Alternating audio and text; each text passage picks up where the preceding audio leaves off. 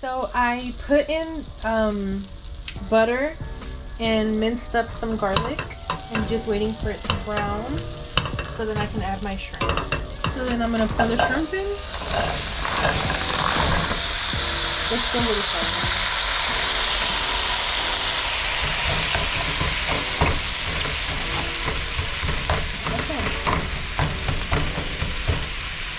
I'm gonna let it defrost for like 30 seconds and then I'm gonna season it.